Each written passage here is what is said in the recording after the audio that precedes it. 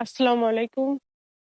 প্রিয় দর্শক, আসসালামু আলাইকুম। জীবনের গল্পে আপনাদের স্বাগতম জানাচ্ছি। দর্শক, ক্যামেরার সামনে আছে একজন অসহায় বোন, তার জীবনের গল্প শুনবে। দর্শক, ভিডিওতে ওনার নাম্বারটা থাকবে, বিস্তারিত জানতে চাইলে ভিডিও থেকে নাম্বার নিয়ে যোগাযোগ করতে পারবে। আসসালামু আলাইকুম। ওয়ালাইকুম আসসালাম ভাইয়া। কেমন আছেন? আছি আলহামদুলিল্লাহ, আল্লাহ রাখছে। ভালো আছেন না? হ্যাঁ। নাম কি আপনার? কেয়া। সুন্দর নাম। পরিবার আছে কে কে আপনার? পরিবারে আছে বর্তমানে এখন একটা ছোট ভাই আছে আর আম্মু আছে। আর আমি ৩ জন মানে আমাদের ফ্যামিলিতে।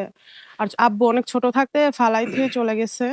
প্রায় ৭-৮ বছর আগে। আরেকটা বিয়ে করে নিয়ে সে এখন মানে তাদের সাথেই থাকে। তো তার আপনাদের সাথে আমাদের কোনো যোগাযোগ নাই। যোগাযোগ নাই। হ্যাঁ, আচ্ছা। তো আপনার মা আছে না? হ্যাঁ আম্মু আছে। আর ছোট বোন?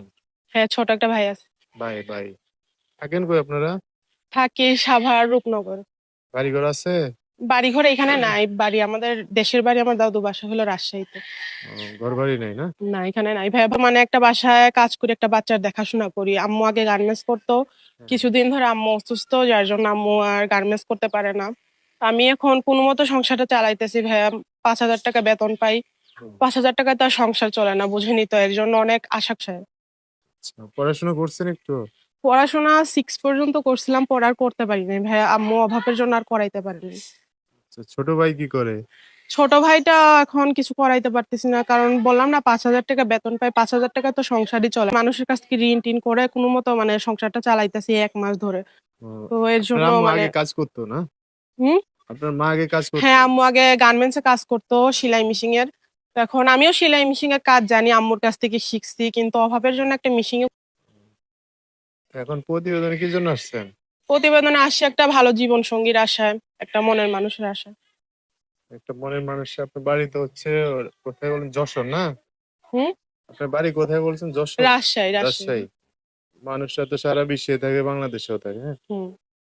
যে কোনো জেলার মানুষ যদি আপনার পাশে দাঁড়াতে চায়, হবে? কোনো সমস্যা নাই ভাই। সে বাহিরের হইলেও সমস্যা নাই বা বাংলাদেশের যেকোনো প্রান্তের হইলে আমার কোনো সমস্যা নাই। আমি আচ্ছা একটা ভালো মনের মানুষের আশায় আসছি যে আমার সুখ কোয়ালিটি কারোর ভিতরে আমি পেয়ে যাই, তাহলে আমার কোনো সমস্যা নেই। সে যেই জেলারই হোক, আমার কোনো সমস্যা নেই। আচ্ছা আচ্ছা। যোগাযোগ করবে কিভাবে? আমার ফোন নাম্বার আছে ভাই। নাম্বার বলতে পারবেন? আপনি বলেন, আমি বলে দিই। আচ্ছা। নাম যেন কি, কেয়া না? কেয়া, হ্যাঁ। দর্শক, কেয়ার নাম্বারটা বলে দিচ্ছি। এটা হচ্ছে আপুটার নাম্বার। বিস্তারিত জানতে চাইলে এই নাম্বারে ফোন দিয়ে আপুটার সাথে কথা বলে সব জানতে পারবে। তো দর্শক ভাইরা ফোন দিলে ভালো করে কথাবার্তা বললেন, হ্যাঁ। ঠিক আছে ভাই। আর কিছু বলবেন?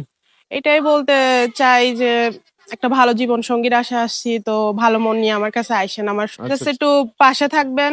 আর জীবন সঙ্গীর আশায় আসছি, তো এর জন্যই মানে আর কিছু বলার নেই ভাই। একটা আচ্ছা ভালো ঠিক আছে। মনের মানুষ পাইলেই হবে, আর কিছু না। আচ্ছা আচ্ছা।